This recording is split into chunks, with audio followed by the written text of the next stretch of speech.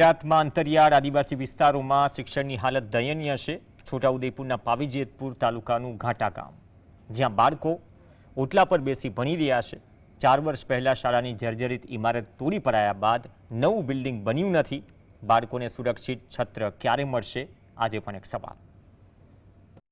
ભણશે ગુજરાત, આગળ વધશે ગુજરાતના નારા જોરશોરથી લગાવાય છે, પરંતુ વાસ્તવિકતા ઘણી જુદી છે। છોટાઉદેપુર જિલ્લાના અંતરિયાળ પાવીજેતપુર તાલુકાના ઘાટા ગામની પ્રાથમિક શાળાની હાલત દયનીય છે।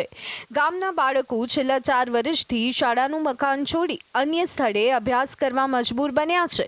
તેઓ વન વિભાગના જર્જરિત મકાનમાં જીવના જોખમે વરસાદમાં પાણી ટપકતા છાપરા નીચે અને ખુલ્લા આકાશ નીચે ઓટલા પર બેસી અને ભણવા મજબૂર છે।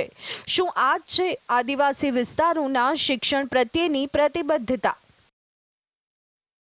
પણ 4 વર્ષ પછી અત્યારે અહીંયા કોઈ એકે રૂમ સરકારી જે બનેલ નથી, અને હાલમાં અમે જે ફોરેસ્ટનું જે મકાન છે સરકારી, એની ઓટલા ઉપર બાળકોને બેસાડી અને અભ્યાસ કરાવીએ છીએ।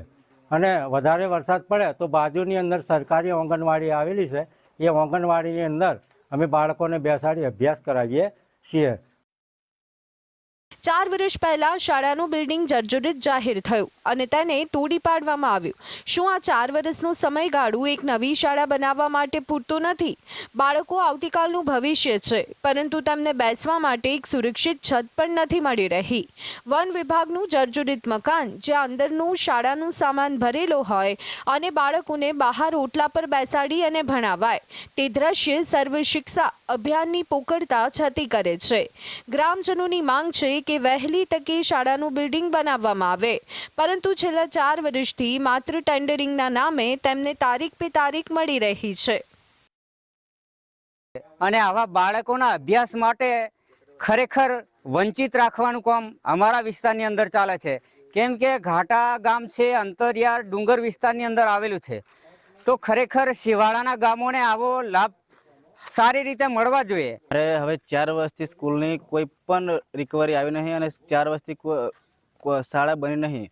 અમે જિલ્લા શિક્ષણ સમિતિમાં ગયા અને એ લોકો અમને એવું કીધું કે જ્યારે ટેન્ડર પડશે ત્યારે અમારા આદિવાસી બાળકોને અમારા ટેન્ડરના ભરોસે શિક્ષણ આપવાનું કે પછી એના માટે આપવાનું શિક્ષણ। એ લોકો એવું કહે કે અમારે જ્યારે ટેન્ડર બનાવશે ત્યારે અમે એ શાળા બનાવીશું। તો એ લોકો 10 વર્ષે ટેન્ડર પાડશે તો અમારે 10 વર્ષે છોકરાઓને સ્કૂલમાં દાખલ કરવાના।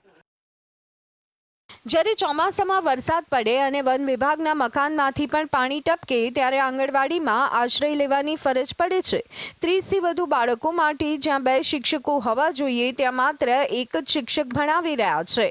એક તરફ જ્યાં નવી શિક્ષણ નીતિમાં ગુણવત્તાયુક્ત શિક્ષણની વાત થાય છે, ત્યાં અહીં તો મૂળભૂત જરૂરિયાતો જેવી કે બ્લેકબોર્ડનો પણ અભાવ છે। શાળાના 2 ઓરડા જર્જરિત હતા। શિક્ષણ સમિતિમાં ઠરાવ કરી એ ઓરડાઓને ડિસમેન્ટલ કરવાની પ્રક્રિયા હાથ ધરાયેલી હતી। આવા ઓરડાઓમાં બાળકોને બેસાડવા માટે યોગ્ય ન હોવાથી તેમને વૈકલ્પિક વ્યવસ્થાના ભાગ સ્વરૂપે સગવડ કરવામાં આવેલી છે, અને એ 2 ઓરડાઓનું ટેન્ડરિંગ પ્રોસેસ સમગ્ર શિક્ષા દ્વારા હાથ ધરાયેલું છે, અને ટૂંક સમય એજન્સી દ્વારા સદર ઓરડાનું વર્ક ઓર્ડર આપી અને એમની કામગીરી હાથ ધરવામાં આવશે। સરકાર આદિવાસી વિસ્તારોના શિક્ષણ પાછળ કરોડો રૂપિયા ખર્ચવાનો દાવો કરે છે, પરંતુ ઘાટા જેવા ગામોમાં આ રૂપિયા ક્યાં જાય છે તે એક મોટો પ્રશ્નાર્થ છે। આ સ્થિતિ જોઈ અને એક જ સવાલ થાય છે કે ક્યાં છે ગુજરાતના વિકાસનું મોડલ અને શિક્ષણના ઉજ્જવળ ભવિષ્યનો દાવો? રફીક ડણીવાલા, GSTV, છોટાઉદેપુર।